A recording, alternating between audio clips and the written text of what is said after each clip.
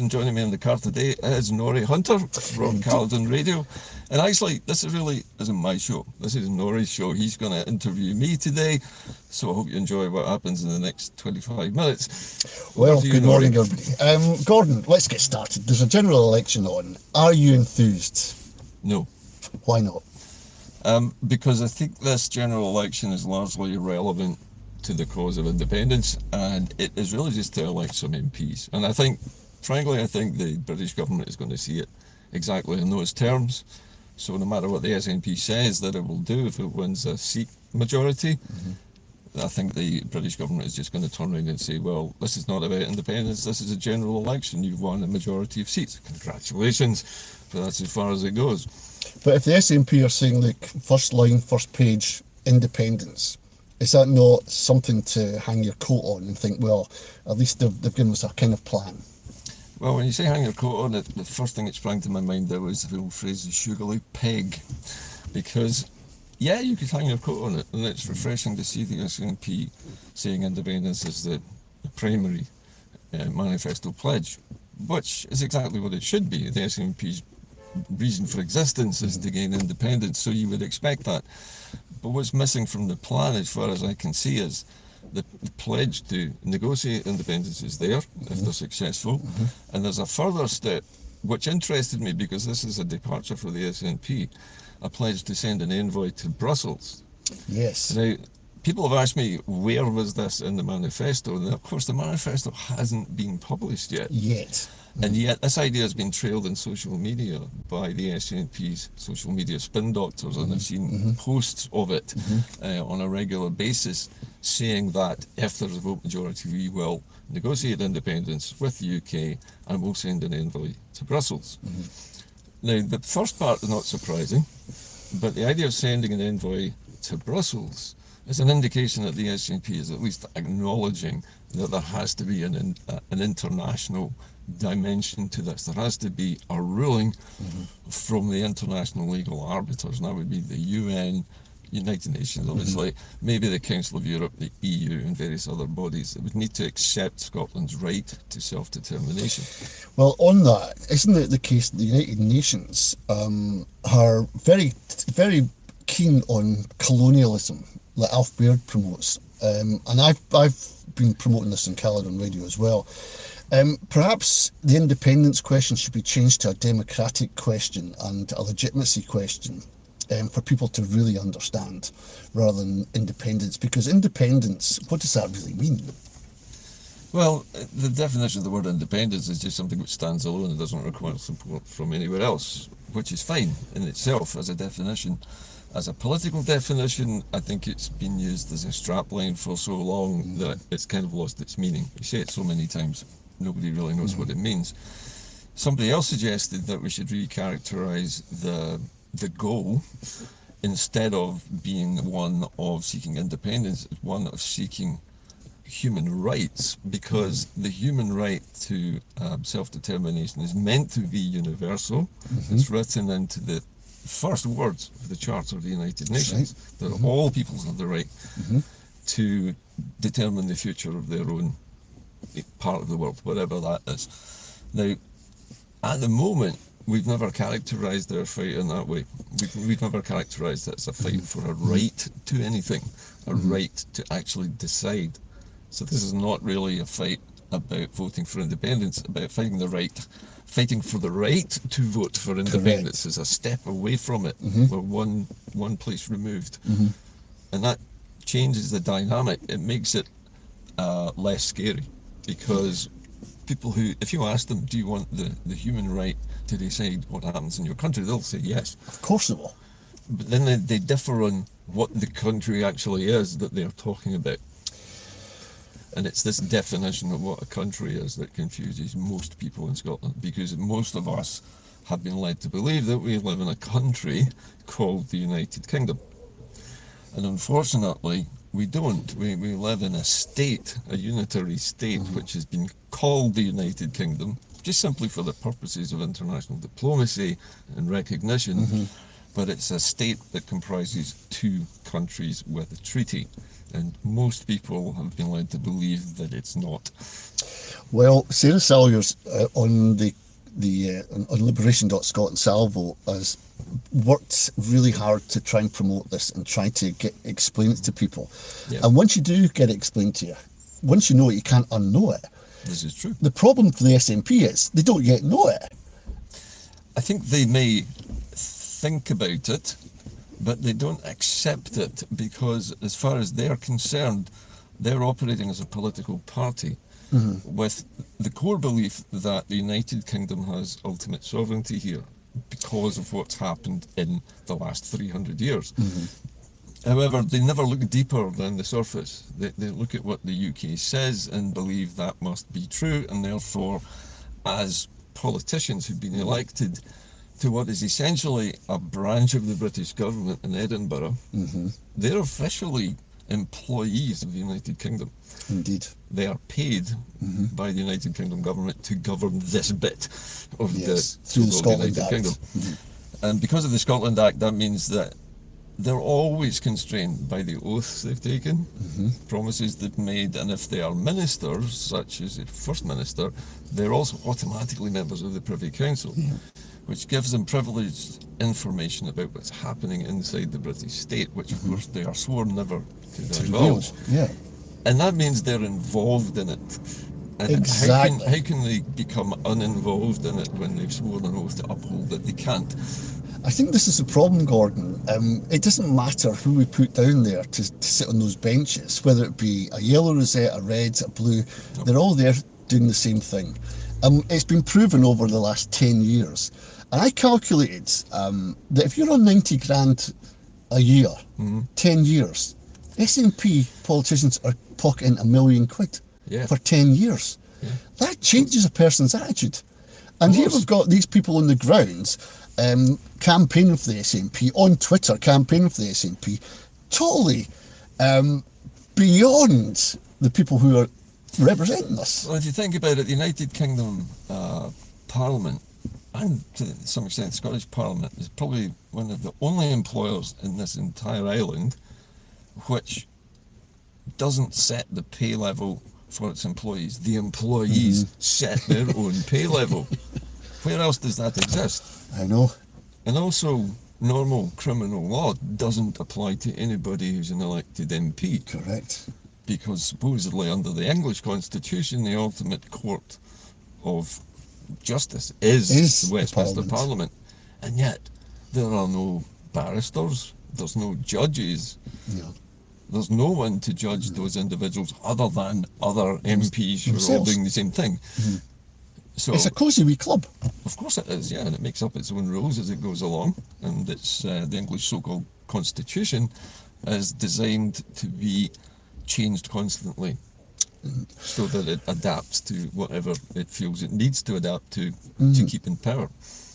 As we go through this general election, and it feels odd because it doesn't really feel like an election, for me anyway, but I did see Labour canvassers in Hamilton this morning, and they were cock-a-hoop. They are jubilant, and they've got smiles on their faces. The Tory vote in Hamilton has gone down, and it'll go straight to Labour. Yeah. They work together, the Better Together cabal really do work better together to keep this union. And the SNP vote is staying at home. So what does the SNP need to do to get people out of their houses and start voting again? Well, I think most of us in what I would call the non-party political movement for independence would say the same thing, that the SNP needs to connect with the movement instead of assuming that they are the ones who are in charge of the political process. If they started to involve independent supporters like yourself and anybody else out there who is not party politically aligned to the SNP, they would have a far greater campaigning army than they do by themselves. At the moment, they look like what they are, which is a marginalised nationalist party in the dog days of a long term in office, 3 terms? Most governments, by the time they get to the 3rd term, have lost the plot. They're spent. Yeah. They're spent force. They have no new ideas. They constantly rehash old ideas, and they don't appeal to people. And also, they've taken their eye off the ball. They were elected to govern the country, not just to go for independence. They were elected to govern the country, whether we like it or not. In that respect, idiots like Douglas Ross is actually correct. They do need to focus on running the country. And what you just told me about what's happening in Hamilton and in other places where poverty is rife, these are the areas the SNP is neglected. Yeah. So that's true. And we can't deny that it's true. So, being the party of government, they need to do something about that in order to get elected. It's not going to advance independence, but it will win back supporters in a local level, in a constituency, which will be important to them as a party if they want to keep some kind of majority. Well, we're looking ahead then to 2026 when there's a Scottish Parliament. The real election. Yeah, the real election. If the SNP don't do as if they've written on the tin, Right. if they go down there and take their seats and do a maiden speech and get their feet under the table and bob up and down on those green benches, and another year passes, what will be the outcome for the SNP? Are they done? I don't think anything will happen, frankly, because the same thing will happen as always happens. The SNP plays its part in Westminster, and its role is as the comic relief. They step in and they make all sorts of pronouncements. They're shouted down and heckled and jeered by the opposition parties, the Labour Party, the Tories, everybody else, and then they sit down while the laughter goes on. Yeah. That's their job. Their job is to be the laughingstock and to be irrelevant. That's what they're paid to do. They're paid to show the irrelevance of Scotland to the mighty United Kingdom. So nothing will change there. The real changes can only happen in 2026 at the Edinburgh elections. I hate calling them the Holyrood elections simply because I associate the word Holyrood with the British government and with British power exerted through it. I would rather actually that if there is to be a movement towards leaving the Union, that it is a multi-party organisation and that it forms a, what would you call it, a parallel government, a liberation government, separated outside that building, outside the institutions of Holyrood. If they win an election where they get a majority of independence votes cast, in other words, the number of votes cast for pro-independence parties of any type, SNP, ALPA, the ISP, the SSP, whoever else, even the Greens, though God help us, I don't think they're going to do it. But whatever that party is, if they all have independence as their primary function, then to my mind, all you have to do is add up those votes and add up all the pro-union party votes, and if ours exceed theirs, that's not just a mandate for having a referendum, that is the trigger to actually say, well, the union's over. The people don't want it anymore. But here's the thing, Gordon. The SNP cannot then say it's SNP 1 and 2. No. Because that's a waste of a million votes. Yes. And that's why you get Annie Wells in the Parliament. That's why you get Douglas Ross in the Parliament. And that's why you get Michael Matheson being harangued, because you've got these idiots in that Parliament. Well, Matheson did something stupid. The SNP should have censured him and punished him at the time instead of trying to protect him. And hide it. And this is the mistake a lot of government parties make, that they think they can conceal it and sweep it under the rug. And then when they're caught out doing it, they look, look really stupid. And also they look extremely dishonest. Yeah, but the thing is, Gordon, I've given my daughter my phone and she's been on YouTube and stuff using all my data, and I got a £70 bill because she was on it for so long. I didn't realise. Yes. I just paid it. Yeah. Because nobody else is going to pay it for me. But if you're entitled, we're going back to that entitlement thing. To charge it against your expenses. You just go, I'm not paying for that. I'm not paying for that. I'm not paying for that. And people start not paying for staples, paper. As far as I understand it, Matheson ran up roaming charges unbeknownst to him when he was abroad. You can do that. You can do that. And he might have been unaware of it, and he simply charged it to his expenses account as a parliamentarian, thinking, well, it's part of that job to have these expenses. And then it's been discovered that he wasn't actually operating in a parliamentary function Duty, at the time. yeah. He'd been on a holiday or something. Mhm. But you know, is that really dishonest? They maybe just make them mountain out of a molehill. However, I think Mr. Swinney could have handled it better and said, look, we are aware of this. We've spoken to him. There is going to be some kind of response. He may have the whip removed for a while. He might be suspended for He's a while. suspended, yeah. And there may be money to be paid back. Well, he's paid it all back. In which case, that should be the end of it. It should be. But here's the thing about Douglas Ross. We all cannot stand the guy. No. But here he's playing a trick. He's managing to use Michael Matheson's name on several occasions in a negative, pejorative term. Of course. And he knows fine that the BBC and the Daily Record and all the press will pick up on this. And they're not going to scrape too deep under the surface to find out the truth. Indeed. And it's the same with ferries. He went on and on and on. And even down my street, Gordon, I can assure you this, when I speak to people walking their dogs and having a chat to them, I know they're not SNP pro-independence, and the first thing they'll talk to me, what about the ferries, you know? So that's the problem SNP have got. And it brings me to the next question that we're doing, and I do, and that's broadcasting. Yes. Why? Listen, if you're on 90 grand a year, earn it, right? And your expenses. Get in that parliament and try and manoeuvre in any way you can for broadcasting, because Scotland is the outlier in the whole world. We're the only devolved country that doesn't have broadcasting. Yes. Catalonia has it, Faroes have it, and you name it, they have it. We're not even allowed to watch our own national football team playing live. Exactly. So what did the SNP do? Oh, there's a commission. Oh, we'll wait and see. We need a petition. We'll do that. No, you stand up and you say it, and you bang it out every time you're on your feet. Yep. Defiance is the name of the game. Because, Gordon, if you're in control of the media, you're in control of the people. That's a fact. Of course, the media is part of the establishment. The British media is inextricably linked with the Conservative Party, mainly because of the people who own those individual corporations are mostly either foreign billionaires who are very right-wing, or they're Tory donors, or they're former Tory party members or current party members. And the BBC in particular has had, I don't know how many, but a good number of high-profile positions.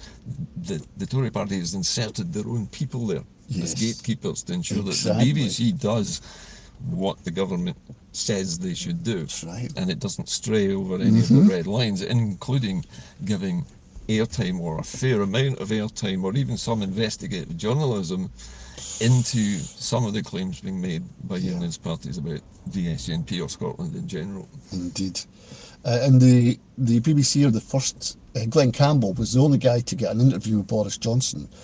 Yeah. Do you know what I mean? In a military unit. That's how insular it all is. Yes, and it's very heavily stage managed. So, knowing this, and knowing the SNP have got a battle against the press, they always get a hard time. And we've found this out even now with the live debates on telly. They're excluding the SNP.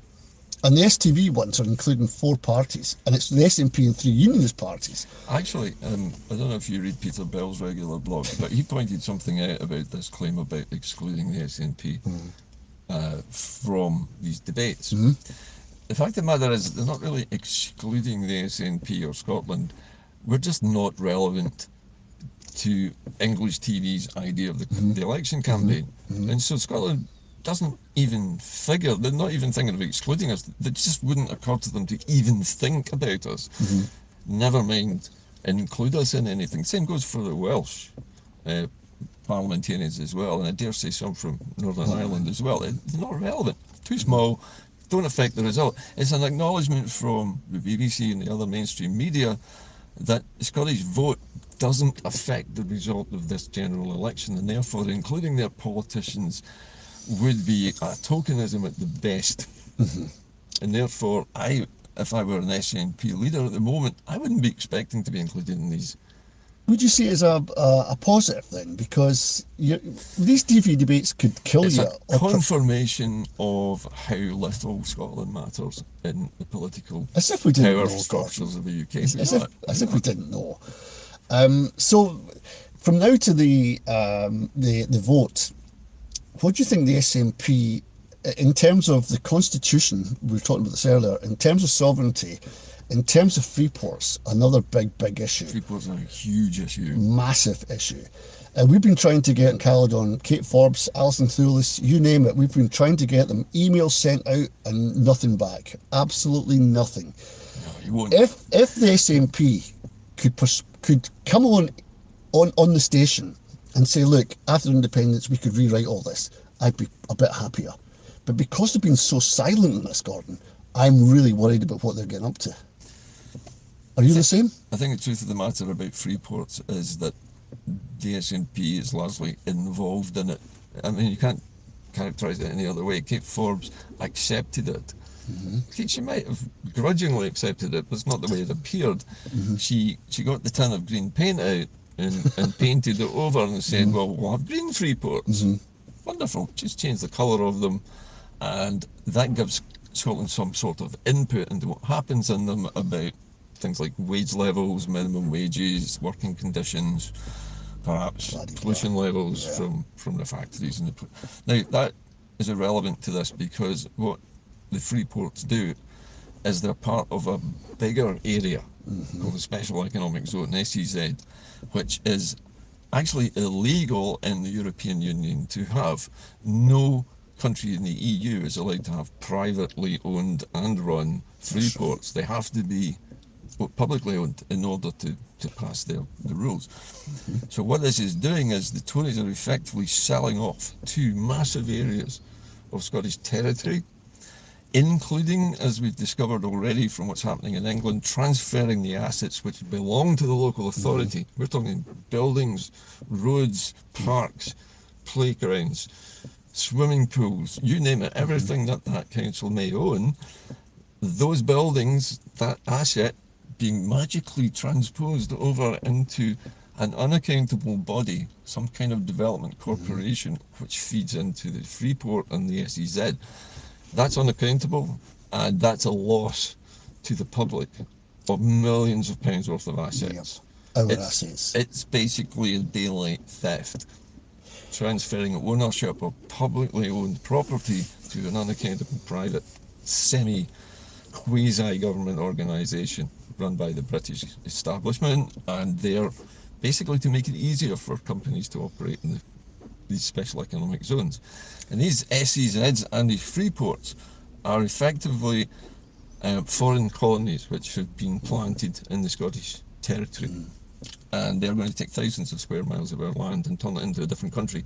And the rules will be different, the taxation laws will be virtually non-existent, and the companies can operate free of any kind of control over that. The local authority will have no control over what they do. Yep. Or how they treat people, or how they police themselves, or anything. And it's basically the stealing of Scotland's industrial assets in physical form. It's an amazing act of self-harm to a country. And I really can't get my head round the reasons that the SNP are putting out. It frightens me. The SNP, I mean, despite the fact that they are a national party, or supposedly of independence, their fundamental political positioning in the spectrum is very much in the international free market economics neoliberal model, in which globalization is part.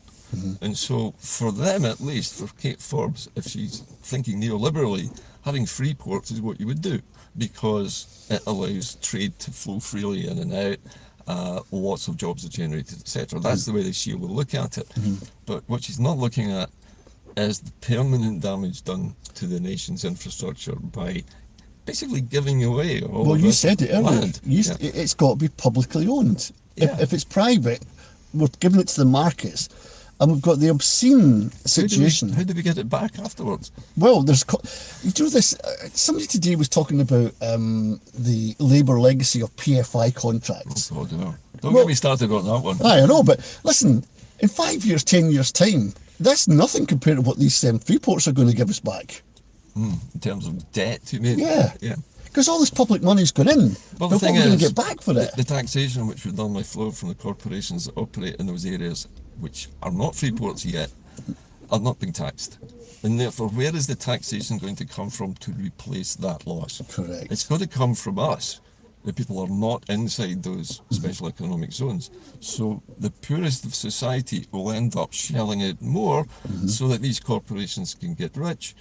And that money flows out of the country. It doesn't even flow into the UK. The UK will take a little kickback in some small taxation, and that will be, handshakes and brown envelopes all round, and it will be lovely for them.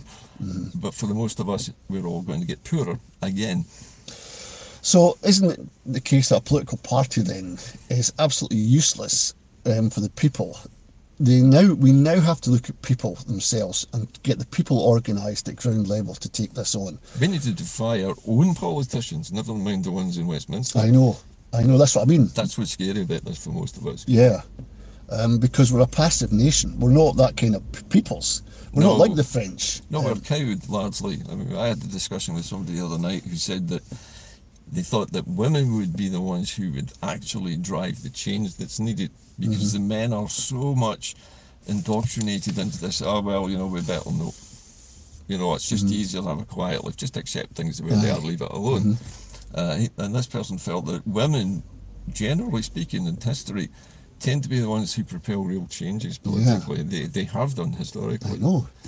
Usually when it's been primarily their own rights they're talking about. But remember, they're half of the population. Correct. And that half of the population, if it thinks, bugger this, we don't want these free ports, we want the country to be free to make its own choices and to tax these corporations accordingly, then maybe. But how do you motivate people who are so bloody apathetic? Well, it's beaten that they won't react? I don't think it's apathetic. I think it's a lot of people don't know about free ports yet, Gordon. They are not. I don't think any people understand it. They don't understand. It's until you and even when you start reading it, it's quite complex and it goes out in different places. But if you put it out in chunk bite sizes like we're trying to do in Caledon, people are responding to that and going, "Wait a minute here." Yeah. Because here's on a human level. Somebody came to me at a Freeports meeting in Inverness and says, "My plot for our grave, will that be okay?" And I says, "No, it won't, because if they find shale oil beneath that, I'm sorry, but they're going to go right past that and go down. They don't care about human life or ex-human life. No, it doesn't matter. It doesn't matter to them. It doesn't come into the balance sheet. That's not. At the end of it, they're not the red and the black. It doesn't matter how they've got their money. They've got their money." It's very much like the way the oil industry has behaved for the last 50 years. The government now is giving them free rein to open up another 128 fields. Now, this is after telling us in 2014 that the oil was running out. Remember Surrey and Wood? Yeah. What a load of rubbish that was. Now we know that there's masses of oil fields still to the north and west of Scotland, not just in the North Sea. And they're easy to exploit because Shetland already has the facilities to handle the inflow from those fields. But the thing is that this is yet another net loss. This is more money flowing out of the Scottish economy and into the pockets of multinational corporations, and a bit of a kickback to the British government for selling it on to their chums. This chumocracy that we live in, where the politicians are in the pockets of the corporations, this has been going on for years, and it's largely been driven by global corporatism, globalised corporations. It's hard to stop it. You need a government which is prepared to stand up and say, no, anybody who operates in our territory will be taxed fairly, but they'll be taxed the same way as every other company.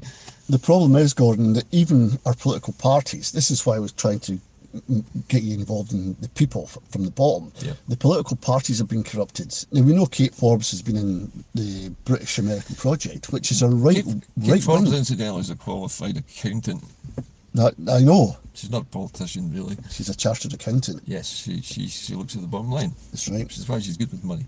That's right. Money has her raison d'etre. Which is fine if you're a finance minister. Yeah, but you need more than that. But you need to be able to see 25 years into the future, because if you're the finance minister and money is flowing out of your country into the pockets of corporations, and you're not getting the tax back, that's not going to look good on your bottom line. I know. So Kate Forbes must be accepting the fact that she can't control that bottom line, and therefore the only thing she can do is make a token gesture to try and greenwash the That's idea all of she free can do. ports. And it's all that the SNP thinks it can do. But if they came out and said in their manifesto, we know there's a problem with free ports. If we get independence, we will really look at this and take back the contracts. Do you remember what they did about fracking, how they stopped it? Yep. Moratorium. They used local planning laws, safety regulations, pollution control regulations, which have evolved to halt it. That's right. They could do that with the free ports as well. Yeah.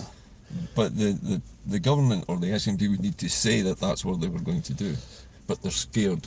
They're scared because it's going to chase their corporate buddies in the oil corporations and other places out of the free port area. Yep.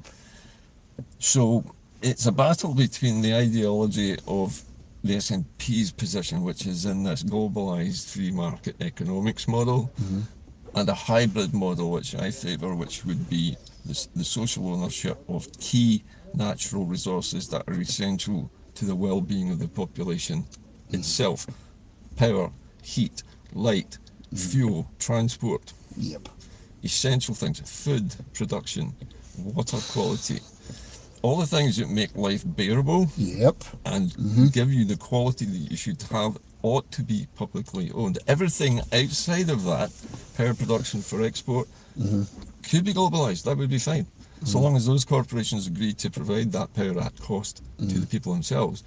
And that's all we need to do, is hybridise that so that we prioritise the people who live here first, and then anything that happens after that commercially that's a success, yes, the companies can do that. Why not? It's part of a pact between the two, the government and the corporations. Aye. Well, we've seen that happen in other small countries, like Denmark. Yes. For example, and if you've seen Leslie Riddick's film, that should enthuse you about how we can do things a bit better. Yeah. One of the things you mentioned there about infrastructure in the Highlands especially, and even where we are in Glasgow just now, it's a mess. It's Victorian. Yeah, look around you, the sewage system is collapsing, the roads are crumbling, no money's been spent on regular maintenance and upkeep of infrastructure.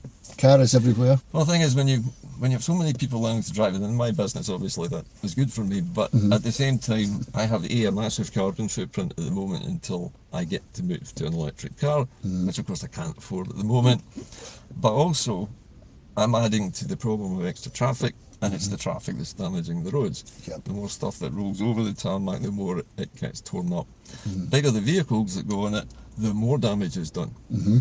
Trucks, about 40 years ago, the heaviest truck on the road would have been about 25 tonnes. That went up to 40 tonnes for articulated trucks. It's now up to 45 tonnes. Your average double-decker bus in Glasgow in the 60s weighed about 16 tonnes.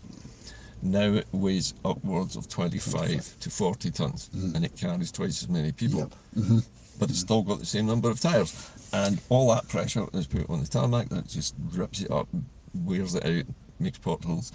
That needs to be taken into account as well, and that means big money. I calculated some years ago that the Scottish Government, within a decade, could resurface every single mile of road in the country, and it would cost, I think I calculated it out, totally it was going to cost about £8 billion over 10 years. That's doable. Very doable. But it needs some money, right? And I know. part of our money is somewhere down in Whitehall being spent elsewhere. Hinkley Point or other madcap ideas like their high-speed rail that only goes as far as Watford now. It's a train set. I mean, it's also 1970s technology. It's running on conventional rails. It uses conventional engines. There's nothing new in it. There's no magnetic levitation. It's not moving at 400 miles an hour or anything like that. It's just a train. One of the things, Gordon, I always get annoyed at is Angus Robertson. Air Miles Angus goes around the world trying to get trade for Scotland, and apparently he's really successful. But what he should be doing in that role should be like what Leslie Riddick was doing, going over and comparing and contrasting and come back. Bring best practice back. Best practice back. But that doesn't seem to be the case, does it? No, it can't be, because the SNP's model of how economics should be done is based on globalization, Yeah. and not on Local. a hybrid of make sure that your own people are okay first, and then do the globalization outside of it. If they did that, we would be sitting in a much better country. These roads would not be full of potholes. We'd have heating that we could afford. We'd have electricity bills that we could afford. We'd have clean water. The food would be plentiful and mostly grown in the area that we live in, and not imported from elsewhere. Carbon footprint down again, more jobs for farmers, more jobs for food packaging. The benefits are enormous, and yet if you're stuck in this mindset of neoliberal global capitalism where everything is globalized and the corporations control governments, you can't do any of it. Is that why we're a bit uneasy about who to vote for? Because every party we look for is looking at a global manifesto. Nobody wants to stand up to the corporations. Governments are terrified of scaring them away. Yeah. Because they're worried that you'd end up being a pariah state where no corporations wanted to invest. But we're out of Europe anyway. Exactly, that's already hurt us badly. Yeah. But, you know, if we, let's say we vote to leave the UK Union, and Scotland sets up its own economy and it begins to negotiate and trade with Europe again, you would see that massive change, because European countries would want to start investing in Scotland. And so the form of European capitalism would flood over here. It would be a kind of limited form of globalization, but it would be more local to our patch, and it would be more durable for a small nation like Scotland. And most of the nations in Europe are actually quite small. There are only one or two really big ones. The rest are largely supported by the spreading out of the benefits from these larger economic models that are used in Germany, France, where Great Britain as well at one time. Perhaps Italy, although Italy's been a bit shaky. Poland is a big powerhouse at the moment. So, you know, Scotland would fit right in there. Of course it would. And most of these countries have their own constitution set up to protect their citizens. Scotland hasn't got yet. We have a constitution, but nobody knows about it. But nobody knows about it.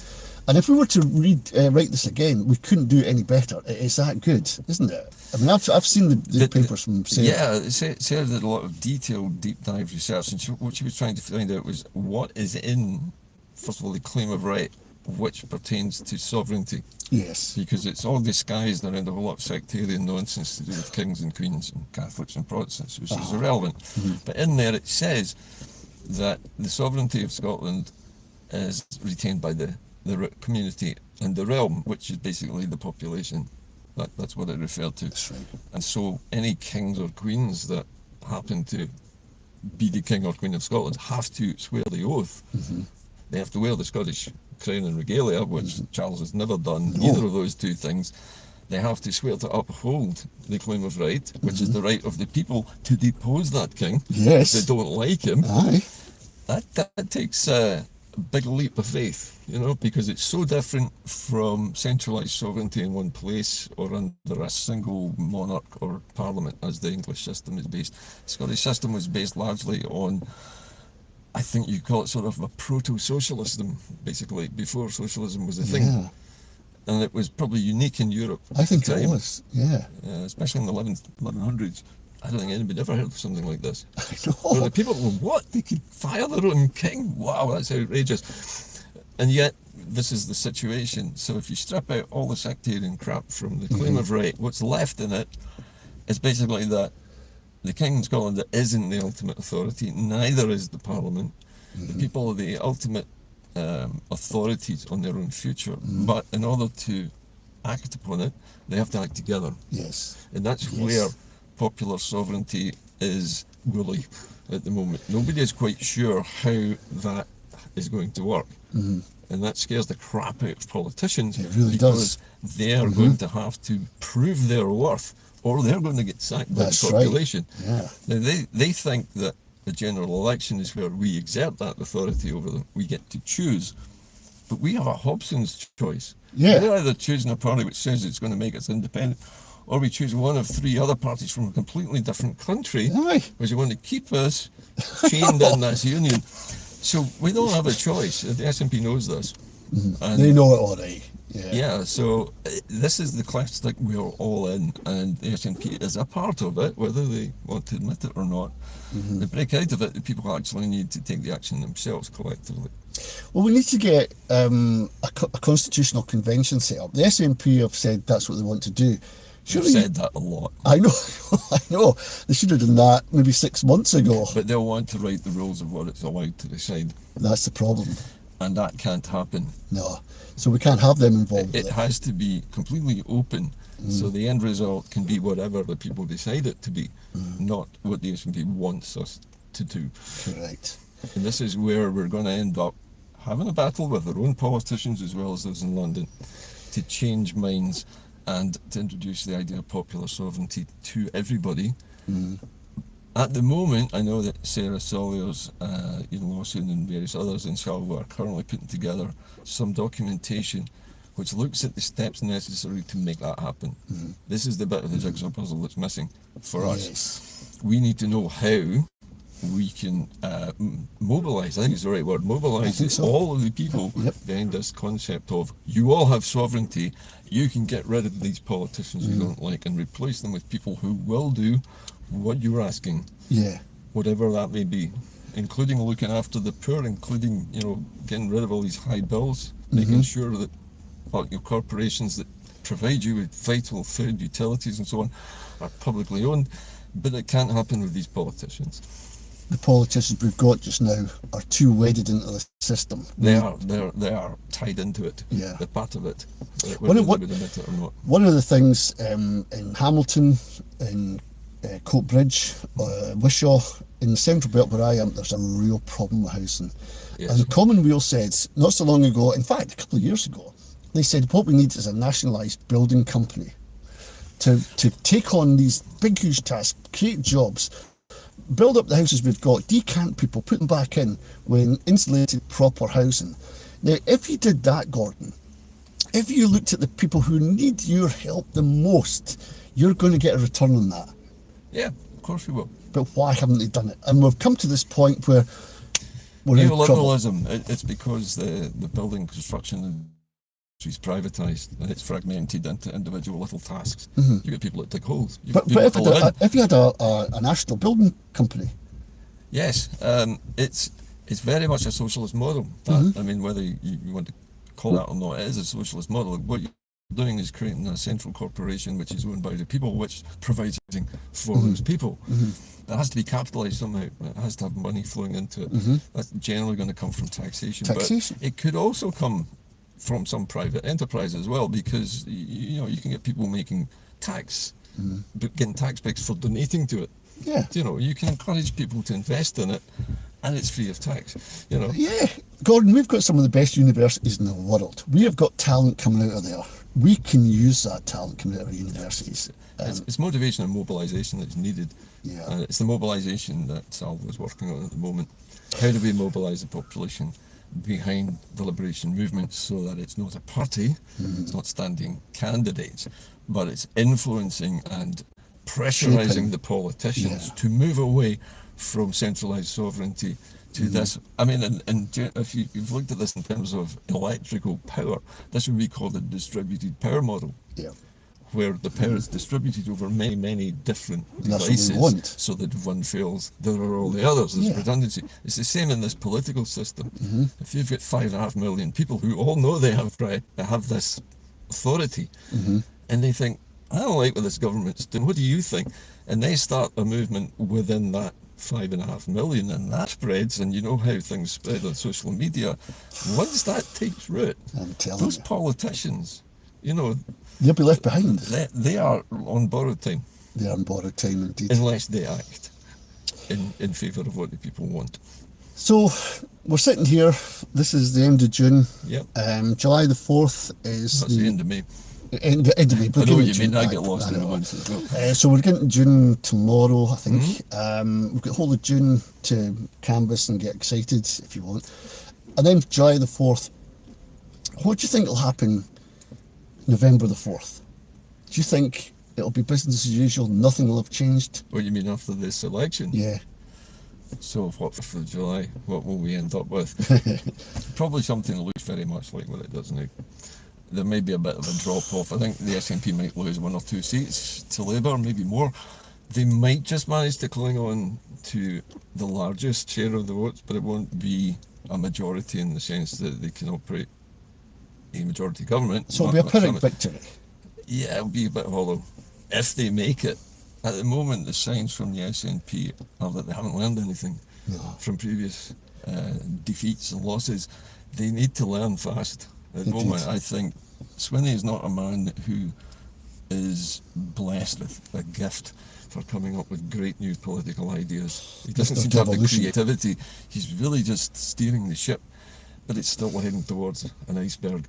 And the iceberg is people are fed up with the lack of movement on independence. We're also, as you said, fed up with getting poorer. Their government should be looking out for them. That's the first priority of a government, to protect the people that they represent and to ensure that they're safe and they're not poverty stricken. But the problem we've got is we look at our politics through television, and this is when we get back to broadcast. It's so important. Yep. And we see First Minister's questions, Gordon, and we see John Swinney really getting into Douglas Ross, and he's really getting Anna Sarawat. And that's tweeted 5,000 times, and you've got to watch it. But that's just politics. The sport. It's just a wee bit of sport. I mean, it doesn't get the building company sorted. No. I mean, I can't remember which of the ruined philosophers it was that said it, but all people need is bread and circuses, and they're happy. Yeah. As long as they've got something to eat, something to watch, they're happy. They're cool. And that's what you get. So we've got a circus. We've got a circus. We've basically got a televised circus where Punch and Judy are slogging it out. So you've got Swinney and Douglas Ross having a go at each other, and everybody's go, ask you give us up.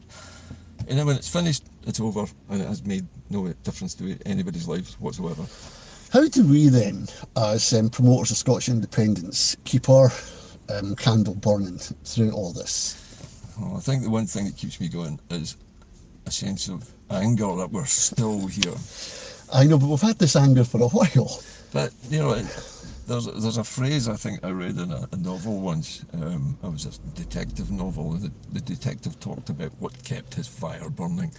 What stoked it was this feeling of outrage, you know, when he saw a murder, and his desire for getting that person the justice they deserve was what would get him through all of the investigation until he found the culprit. We're in the same boat. This is a long game, and as I said, I think a few weeks ago, you know, quitters never win and winners never quit, and that's the way we've got to be. If we stop, it'll just revert back to status quo. It will stay as it is. Nothing will improve. In fact, it will get gradually worse. So we've got to make sure that it doesn't get worse. We have to make sure that people are motivated and mobilised and start doing things and start pressurising their own political representatives and saying, look, if you don't fix this, you're out. Yeah, exactly. Take the bull by the horns. Yeah, and even if it and that comes back to sovereignty. It does. Because that gives you the power. If you think and imagine yourself as sovereign, feel sovereign. Well, popular sovereignty is the ultimate expression of democracy. Yeah. It's its purest form. Absolutely. There's nobody between the person and the power. The power and the person are there. Same. And it's collective. You just need all of them to think the same thing or to agree on a certain course of action, and doesn't matter what the politicians do or think. Their history. I always use the analogy of a bee will not scare a bear away, but a swarm of them will. Yeah. So if we become that swarm, we can make a big message, a big shout. Used to be the strapline of the Socialist Party was the people united will never be defeated, and that's how it works. Might works. You see that in battles. You see that in warfare. The person with the most bodies on the battlefield tends to overwhelm the ones that don't, just from sheer numbers. And at least they put up a hell of a fight, you know? Well, so I'm looking for enthusiasm to get Caledon Radio back up and running. Of course, yeah, and I wish you well with it, because I know what it's like when you have your support chopped from under you by social media, or by interference from agents of the state, Big Brother. I think, to be honest, Gordon, I think that pushes me further. Somebody trying to stop you Yeah, it makes you angry, doesn't it? makes you really angry, and you're trying to get your gonna things let them back do up that. and running. Yeah, exactly. But we're on our web page is it's not as good as the last web page because we can't afford it. But it doesn't matter as long as you. But people can listen to us. Well, as long as your audience is still with you, I hope so. they'll follow you. I hope so. We'll find out. We were averaging something like 1.2k listeners. It's very good. Yeah, it is good. And on the Sunday high noon show, which we'll have to get you on, by the way. Yep. It's a really highbrow, very, very tough show. We're up to 1.6. Excellent. That's probably better viewing figures than Reporting Scotland. Well, I think people are wanting listening something different. Of course they are. I mean, BBC's reported another 50,000 lost subscriptions to their channel in Scotland. Yeah. The licence fee is Nobody's paying it. it's circling the drain, the BBC in Scotland, you know? Well, don't forget, It was. www.caledonmedia.scot, you'll get me and you'll get others. Yep, there's the plug. There's the plug. Thanks, Gordon. Well, listen, the car's getting roasting hot. I know. So I think we're going to call a halt, folks. Thank you for watching all the way through, and my extreme thanks to Norrie for travelling all the way through Pleasure. to be on today's programme. This will be posted live. Well, live. This will be posted on my page, but also on Scottish Freedom page, which is also my other YouTube channel, in the next few hours, so look out for it. In the meantime, as I always say, keep the faith, and see you next time on Inde-Car. Bye for now. All the best.